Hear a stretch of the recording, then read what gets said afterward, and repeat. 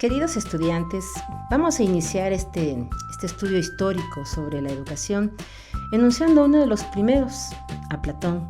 Todos hemos escuchado en alguna ocasión esta expresión del amor platónico, que no hace más que referirse al amor idealista. Esta palabra está vinculada con su creador, Platón, la creencia del espíritu, de la fortaleza del alma.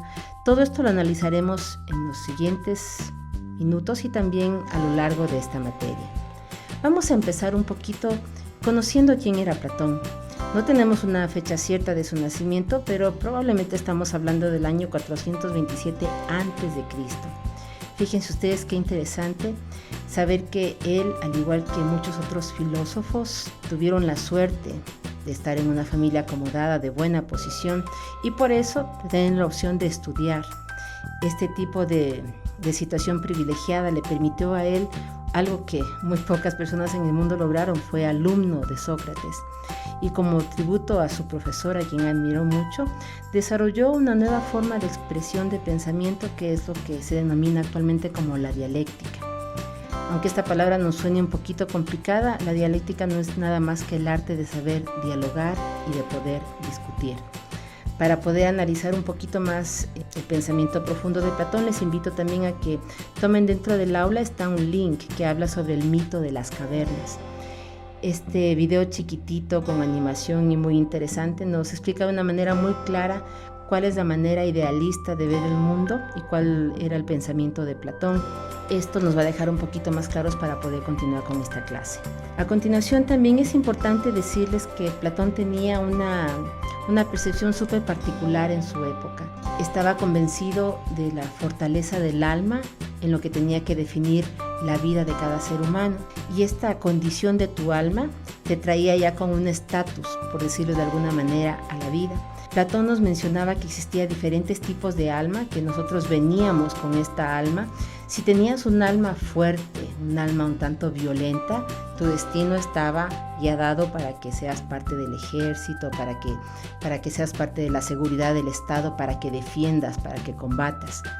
Si tenías un alma un tanto tranquila, apacible, un tanto resignada, por decirlo de alguna manera, a hacer cosas repetitivas, sin mayores protagonismos, pues tu alma estaba destinada para todas las áreas que eran producción, el cuidado de animales, la sembría, la venta de cosas.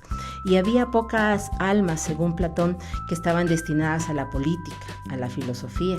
Y estas almas eran las encargadas de asumir roles sociales como de ser políticos, directores, planificadores en una sociedad. Todos tenían derecho a formarse en ciertas áreas, pero no era privilegio de todos, por ejemplo, discutir de política. Esta teoría fue muy cuestionada en su época, sin embargo, de esta teoría surgió el primer apego de la sociedad a tratar de entender qué era la educación y cómo tenía que manejarse. Platón creía además que la educación no era solamente una cuestión del alma, de la mente, por decirlo de alguna manera, sino que los seres humanos teníamos que promulgar y buscar la educación del cuerpo y del alma. Han pasado más de 2000 años y los grandes filósofos o pedagogos de este tiempo coinciden en lo mismo. Un ser humano puede tener muchísima disposición para aprender, puede tener todas las ganas del mundo, pero si físicamente no tiene las condiciones básicas para poder aprender, no lo va a hacer. Estas condiciones básicas, inclusive basándonos en la teoría de Maslow, es tener buenas condiciones físicas. Ustedes van a ser futuros profesores. Si un niño no viene bien alimentado, no va a poder aprender. Una filosofía como la de Platón no fue una filosofía que se aplicó en ese tiempo a ese grupo de estudiantes en esas condiciones históricas y punto. Al contrario, cada filosofía ha ido aportando algo para el aprendizaje. De cada modelo, de cada gran pensador de la historia, hay algo que ha sido supremamente criticado, que ha sido motivo de críticas sociales, pero que ha servido para generar algún tipo de aprendizaje nuevo para la sociedad. Y también ha habido cosas buenas, positivas, que se siguen aplicando hasta hoy. Presentó modelos que hasta ahora han sido referenciales para estados, para el mundo, para maneras de pensar de diferentes personas a lo largo de la historia. Platón también sostenía que para poder prepararnos mejor en el área de la educación, especialmente en el área del aprendizaje de la filosofía, las personas deberían mantenerse alejadas de lo cotidiano. Su pensamiento básicamente planteaba que para poder entender mejor el mundo, uno tenía que alejarse de ese mundo para no contaminarse, por decirlo de alguna manera, para que su óptica sea diferente. Platón nos decía que los seres humanos, por naturaleza, tenemos muchos traumas, tenemos muchos conflictos, tenemos cierta malicia que vamos aprendiendo a lo largo de la vida. Y por eso él consideraba como fundamental que el hogar, el padre y madre, la familia se encargue de educar a los niños máximo hasta los 5 o 6 años. Y su recomendación era que a partir de esta edad los niños sean desprendidos de sus hogares y sea la sociedad la que los eduque. Y que esta sociedad busque los mejores profesores, los mejores ejemplos, los mejores patrones para que estos sean la referencia de los nuevos ciudadanos y no se contaminen con este tipo de vicios que traían ya los adultos. Y aunque ustedes no lo crean, este planteamiento fue adoptado por varias sociedades, entre ellos la sociedad rusa. Les invito a que investiguen y a que vean qué fue lo que pasó cuando se separó a los niños de los hogares y se los puso en este tipo de escuelas comunales, por decirlo de alguna manera. Hitler estuvo impresionado por varios puntos de la filosofía de Platón y él también intentó hacer la casa de los niños arios, en donde también eran separados de sus hogares para ser educados con lo mejor de las sociedades.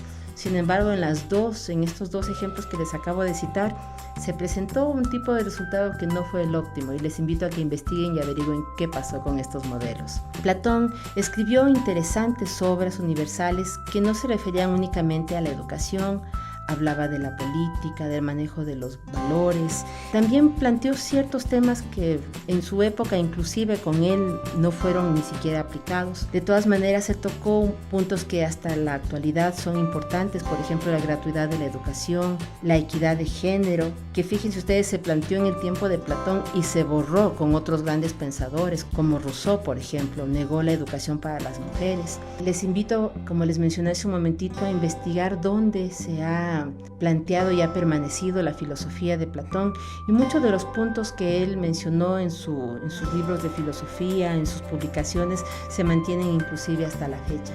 Platón es importantísimo en la historia porque gracias a él surgió la necesidad de preguntarse qué es lo que queremos con educación, qué es educar y a quién estamos formando. Vamos después de un momentito a analizar otro gran pensador, pero mientras tanto les invito a que investiguen un poquito más de Platón y lo que dejó él, que ustedes puedan aplicar ahora con sus diferentes grupos. Gracias.